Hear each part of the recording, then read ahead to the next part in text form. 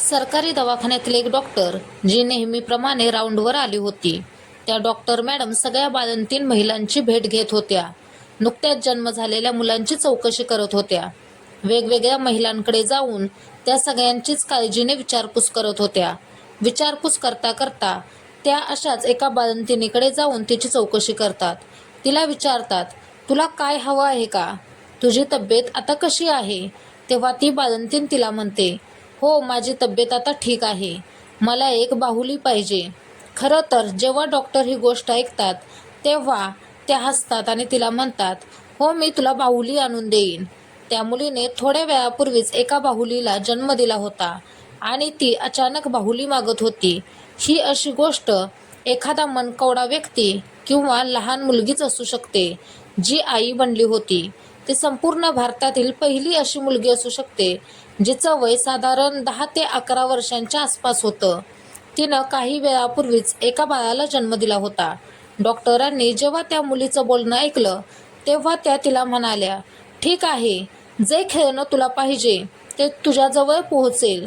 पण ह्या घटनेला ऐकताना जी आजची घटना आहे ती ऐकून होऊ शकतं की तुम्हाला खूप राग येईल. कदाचित असंही होऊ शकतं की तुम्ही प्रशासनाची, पोलिसांची, कोर्टाची स्तुती देखील कराल. जे ह्यानंतर घडतं ते स्तुती करण्यासारखंच होतं. जेही होतं ते सर्व त्या मुलीच्या बाबतीत ते खरंच स्तुती करण्यासारखंच होतं. सगळं चांगलंच होतं, पण जे सुरुवातीला घडतं ते खूपच भयानक होतं. आजची घटना केंद्रशासित प्रदेश चंदीगडची आहे. 16 जुलै 2017ला जेव्हा ही मुलगी शाळेत जाण्यासाठी तयार होत होती तेव्हा अचानक तिच्या पोटात दुखू लागतं. इयत्ता 6वीत शिकणारी ही मुलगी शाळेत खूपच हुशार होती. तिला गणित आणि इंग्रजी विषयाची आवड होती आणि ती ह्या दोन्ही विषयात खूपच हुशार होती. त्याचबरोबर तिला पेंटिंग्स बनवण्याचाही छंद होता.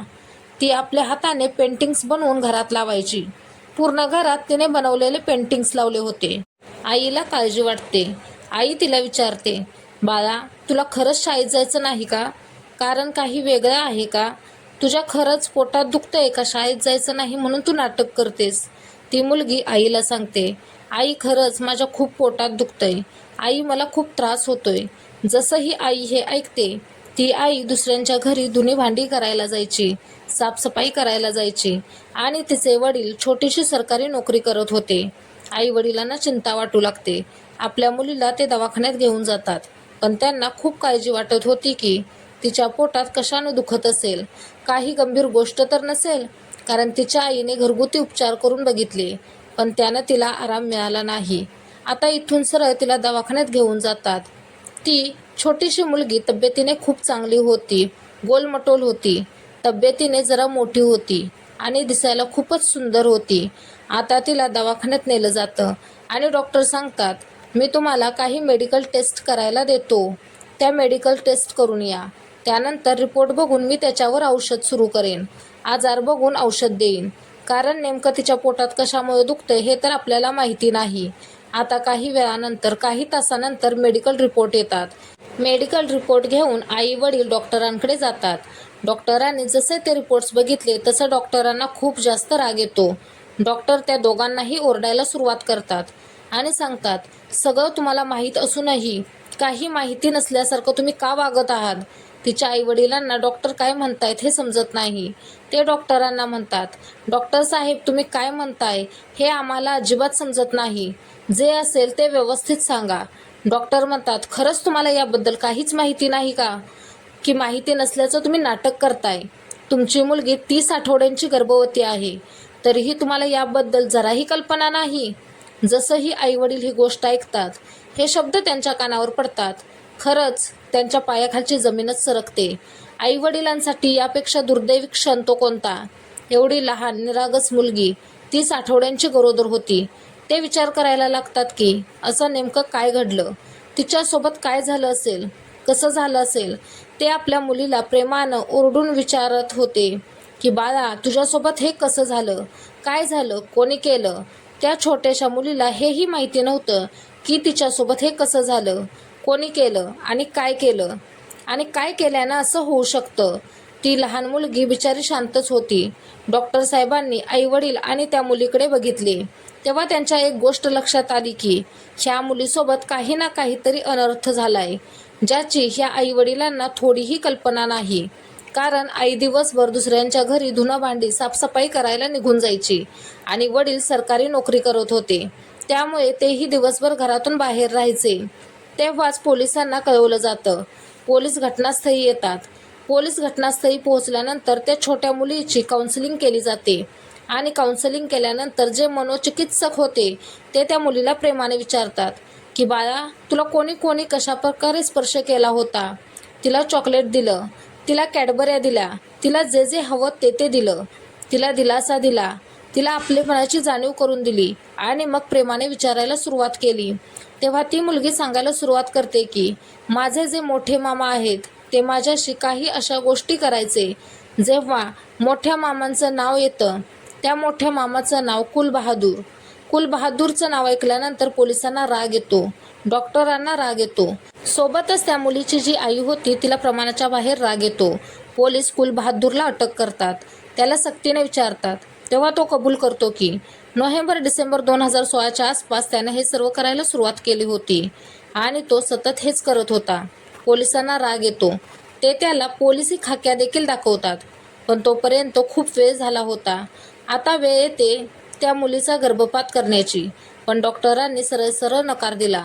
त्यांनी सांगितलं की मी हे असं करू शकत नाही. मी जर असं केलं तर कायद्याचं उल्लंघन होईलच, पण त्या मुलीसोबतही काहीतरी चुकीचं होईल. ती 30 आठवड्यांची गरोदर आहे. कदाचित तिच्या जीवाला धोका निर्माण होईल. मी हे नाही करू शकत. त्यानंतर त्या मुलीचा बाप जिल्हा कोर्टात जातो. तो न्यायाधीशांना विनंती करतो, जज साहेब, माझ्या मुलीसोबत असा असा प्रसंग घडला आहे. मला असं वाटतंय की तिचा गर्भपात झाल्यानंतर तिचं भविष्य तरी वाचू शकेल. तिने एवढ्या लहान वयात एवढं सहन केलं आहे. पुढे जाऊन तिला तिच्या भूतकाळाचा त्रास होईल आणि गर्भपात झाला तर कदाचित तिचं भविष्य सुधरेल. तिचे मेडिकल रिपोर्ट जिल्हा कोर्टातील न्यायाधीशांनी बघितले आणि ते म्हटले, नाही, आम्ही ह्या गोष्टीची तुम्हाला परवानगी देऊ शकत नाही. कारण ती वेळ आता गेलेली आहे. तिच्या पोटात जे मूल आहे त्याचं वय 30 आठवड्यांपेक्षा जास्त झालं आहे. त्यामुळे आम्ही तुम्हाला तिचा गर्भपात करण्यासाठी संमती देऊ शकत नाही. वडील होते, आई होती, लहान मुलगी होती आणि त्या लहान मुलीच्या बाबतीत असं घडल्यानं साहजिकच ते काळजीत होते. आणि असं मूल जन्माला आल्याने कोण त्याचा स्वीकार करेल, लोक काय म्हणतील हा विचार त्यांना सतत सतावत होता. त्यासाठी आई वडिलांनी हायकोर्टाचा रस्ता धरला आणि हायकोर्टाचा रस्ता धरल्यानंतर हायकोर्टात गेल्यानंतर संपूर्ण घटना, संपूर्ण प्रकरण सांगतात. तेव्हा जज साहेब स्पष्ट नकार देतात.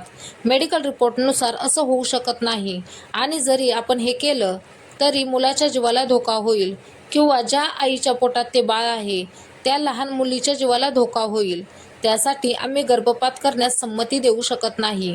पण आई वडील हार मानायला तयार नव्हते. पहिलं तर ते जिल्हा कोर्टात, नंतर हायकोर्टात आणि शेवटी सुप्रीम कोर्टात जातात.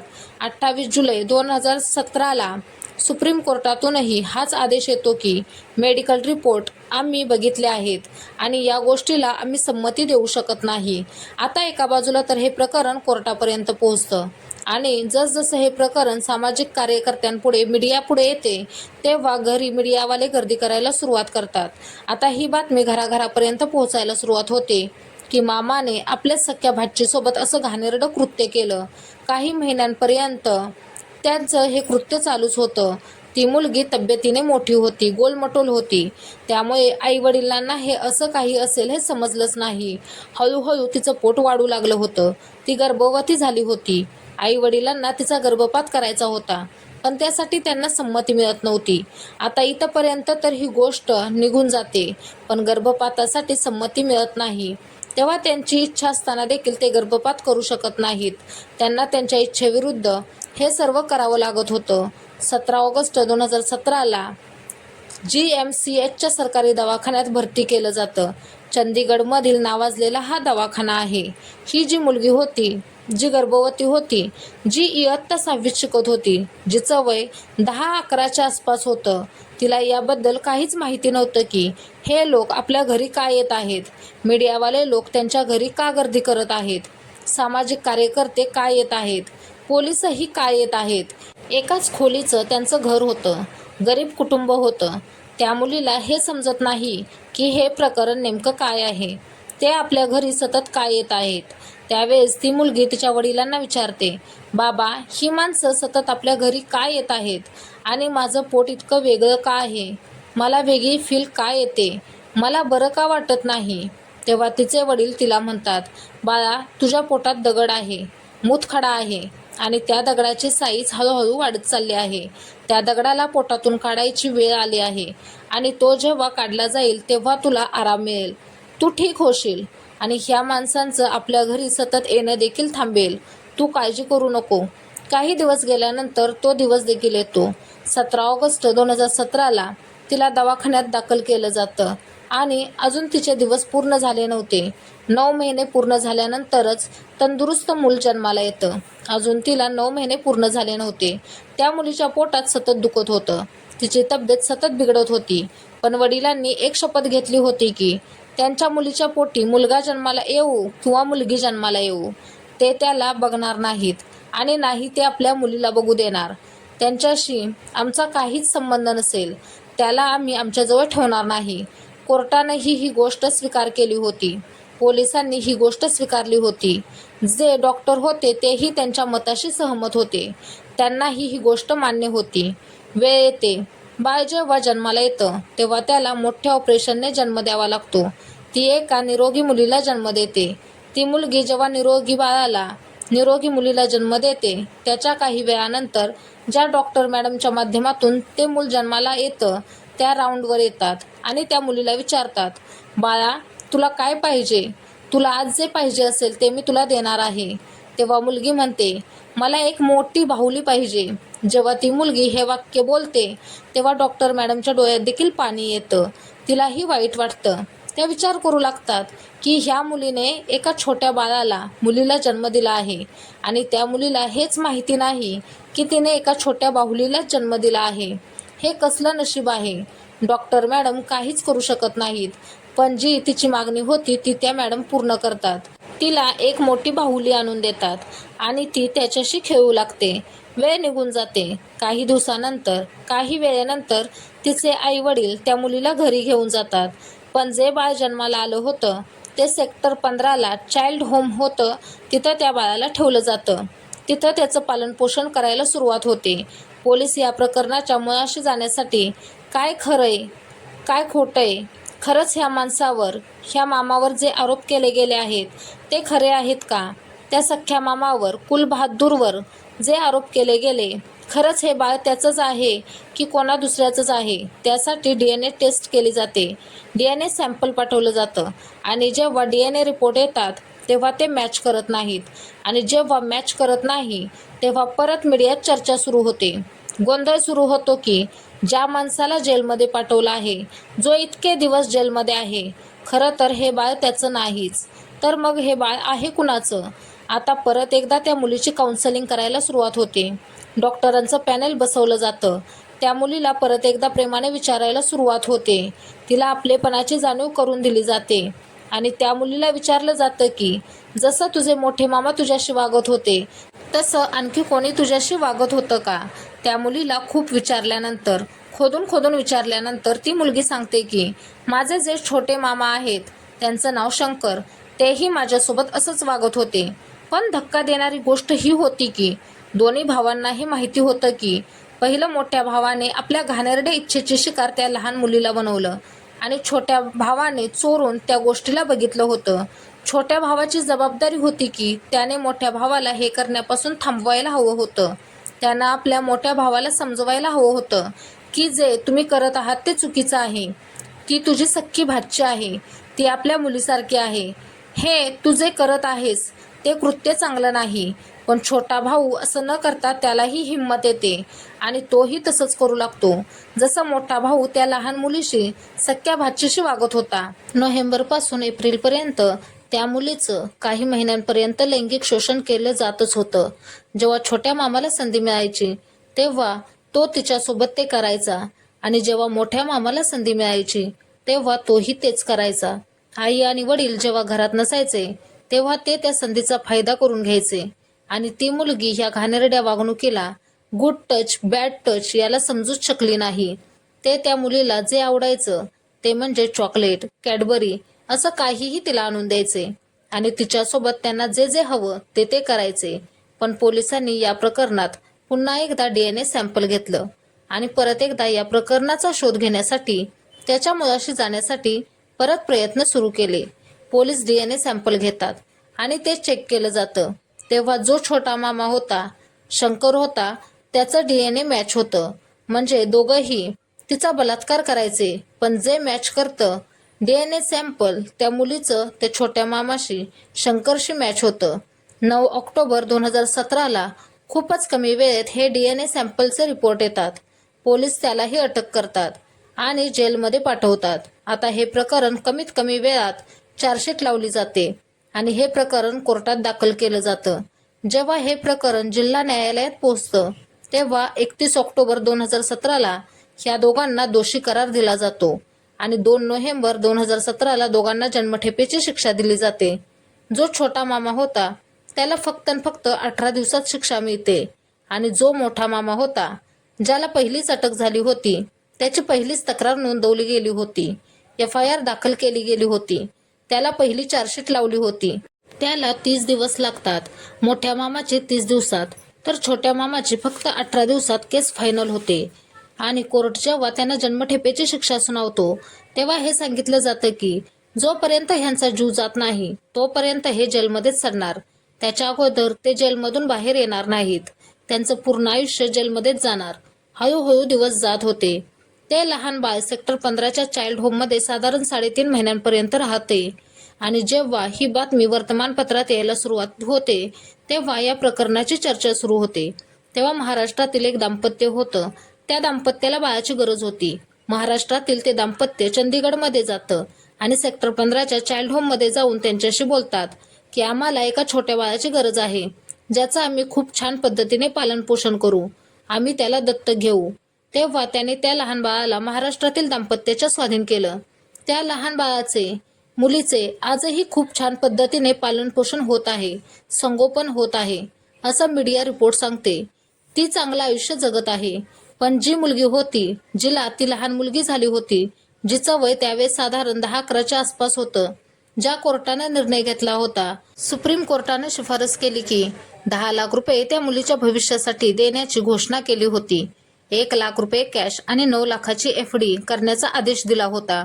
सोबतच जिल्हा न्यायालयातील ज्या महिला जज होत्या त्यांनी एक शिफारस केली की एवढ्या पैशांनी काहीही होणार नाही, हे पैसे जरा वाढवून दिले पाहिजेत, ज्यामुळे तिचं भविष्य सुरक्षित होईल. तिला कुणापुढेही हात पसरावे लागणार नाहीत, जेणेकरून तिला भविष्यात स्वतःच्या पायावर उभं राहता येईल. कारण ती शाळेत अभ्यासात खरंच खूपच हुशार होती. गणित आणि इंग्लिश तर तिचं खूपच चांगलं होतं. पेंटिंग्स देखील छोट्या वयातही ती खूप छान बनवत होती. त्यामुळे त्यावेळेस 15 लाख रुपयांची घोषणा केली जाते. आणि सध्या ती जरी आयुष्य ठीकठाक जगत असली तरीही ज्या त्रासातून ती गेली आहे, जे तिच्यासोबत घडलं, जुलैपासून नोव्हेंबरपर्यंत जे तिच्यासोबत घडतं, त्या क्षणांना, त्या वेळेला नाही कधी तिचे आईवडील विसरू शकणार आहेत आणि नाही कधी ती मुलगी स्वतः विसरू शकणार आहे. आजूबाजूच्या लोकांना तर ही गोष्ट माहितीच होती. काही लोकांनी तर तिची आयडेंटिटी, तिची ओळखही डिस्क्लोज केली होती. मीडिया रिपोर्टरची सतत गर्दी त्यांच्या घरी असायची. समोरच्यांची जी ओळख आहे, ज्यामुळे सर्वांना त्याची ओळख होईल, असं काम त्यांनी करायला नको. त्यांची ही जबाबदारी आहे की खूपच जबाबदारीने त्यांनी अशा केसना समोर आणलं पाहिजे. माहिती नाही की कधीपर्यंत या घटनेचा त्या मुलीला सामना करावा लागेल. ही घटना सांगताना कुणालाही त्रास देण्याचा किंवा दुखावण्याचा हेतू नाही, तर तुम्हाला जागरूक करणं आणि सतर्क करणं हाच यामागचा उद्देश आहे.